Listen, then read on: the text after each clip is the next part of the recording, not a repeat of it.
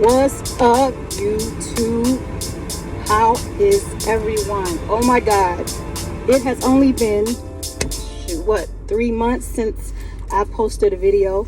And just like everybody else, I haven't posted on this platform because, we've been going under a lot of stress with the coronavirus. And I didn't really have a lot to say that would be encouraging. So I've been trying to ride it out just like everyone else. And one of the things that I decided I was going to do today is I was going to trust God and get my son a haircut. Now, I'm going to flash a picture up so y'all can see what he's been looking like lately. But he has suffered these past 3 to 4 months with no haircut, and he's very vain. He has to look good at all times. And I don't blame him, you know what I mean? Like, I told him that I would cut it, but he was like, you are not getting in my hair at all. So I was like, okay, well, I kind of get it because I'll have him all screwed up. So I decided that I would take him across the street here at AZ Barber in Glendale. Shout out to you. Wonderful, wonderful barbers, I'm telling you. The last time he got his hair cut here, he was hooked up. So we decided we'd come here again. Price was hiked up, I guess, because they're not getting as much business. However, it's totally worth it. And they're doing precautions here. They're making sure that you don't have a fever when you come in. They're making sure that you wear a mask, and they're wearing masks as well as gloves. So I feel a little bit comfortable, and also I prayed over him. I mean, what more can a mother do, right? So he's getting his hair cut today. Again, I'm gonna flash that picture up. I'm gonna do a before and after picture. So one of the reasons why I got on here today is because I was in a conversation last night, and the conversation was, what would I tell my 20-year-old self today? What would I tell the young people today about pursuing their dreams and pursuing the things that they want out of life? And that is a wonderful, wonderful question, because it makes you think like what you could have done differently, not necessarily regretfully, but things that you could have done differently that could have caused a better result. You know what I mean? Like a more positive result. And I think my biggest issue is patience. I have very little to no patience when it comes to the things that I want and the things I want to accomplish. But over the years, I've noticed that I've developed a little patience, probably not as much as I should, but I've developed a little patience and a little more focus, and understanding that things worth having don't just happen overnight. They take time.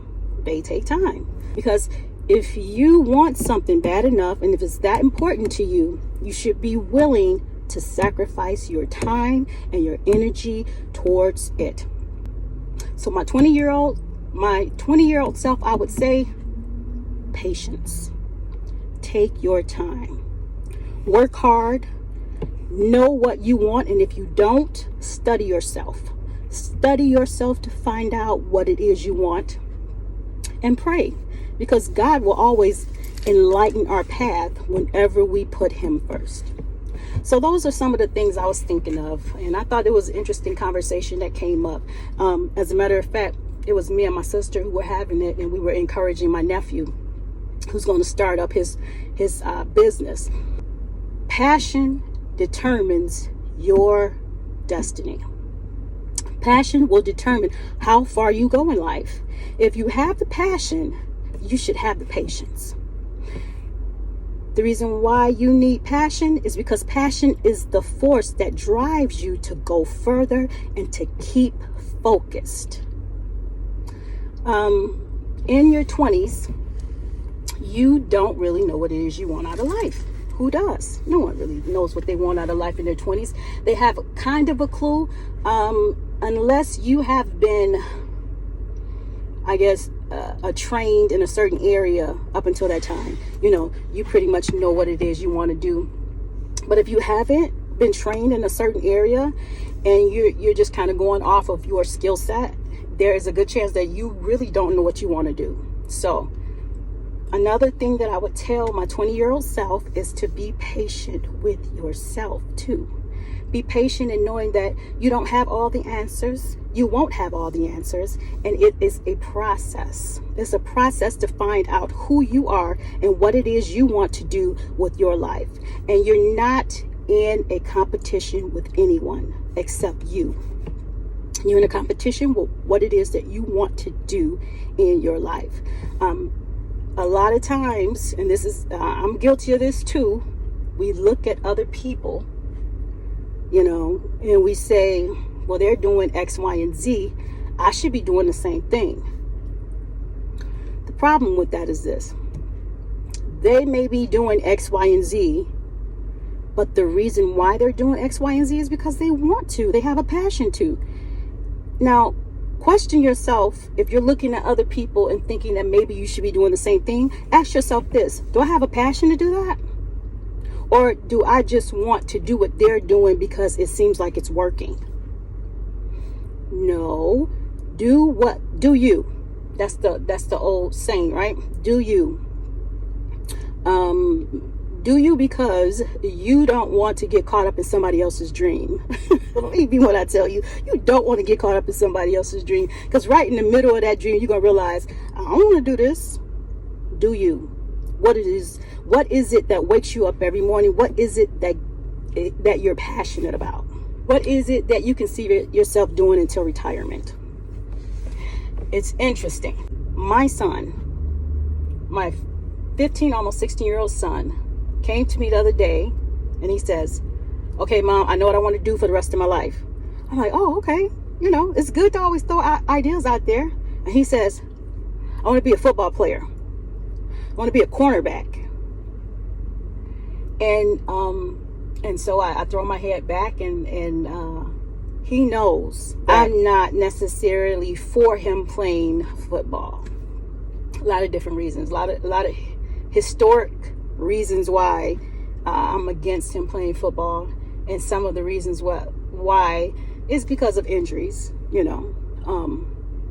and I don't think I said enough to encourage him, because I wasn't trying to encourage him. I was trying to discourage him against it. Wrong. It's the wrong thing to do. Listen, I know when I'm wrong, and I know that that's the wrong thing to do. And I am never one to discourage anybody from doing anything, because I believe in people's dreams. I just don't believe in dreams that'll kill you. That's all. I don't believe in dreams that could possibly kill you. I don't believe in dreams that possibly hurt you or paralyze you. That's all. So I have a big issue with that. However, he's going to get grown one day, and he's going to have to live his own life. He told me that too. He was like, you can't tell me what to do when I get grown. I can do what I want to do. My point in telling you that is, when I think about telling my 20-year-old self something, I want to tell my 20-year-old self, don't do what other people want you to do. Do you. People have free will, and they can do whatever they want to do to make themselves happy. Now, does football necessarily make me happy? No. I like the game. I like to watch it. I'll go to games. However, I don't want to see my son out there getting pummeled on the field.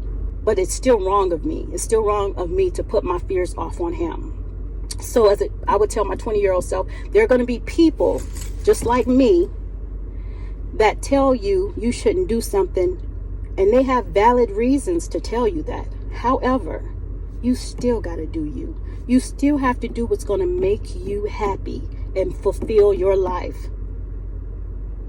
And again, that is a hard cookie for me to bite. Let me think of some other things that I would tell myself. I would tell myself that love will be there when you're 30. So my mother didn't let me start dating until I was 16 years old. And I think that was a good age to allow me to start dating.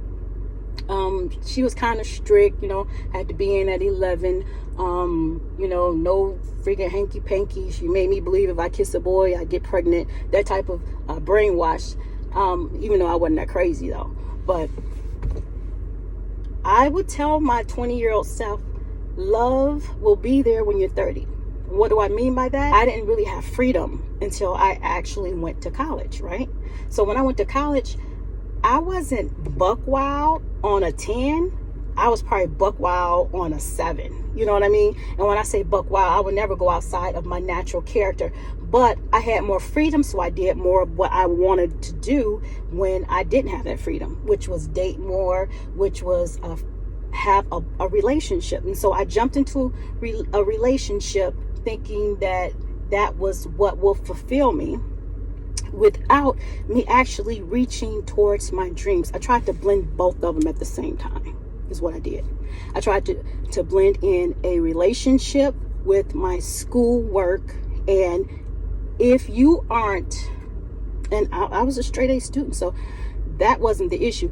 But the issue is that when you really don't know what you want to do in life, when you include relationships on top of that, you can kind of cloud your vision for the future.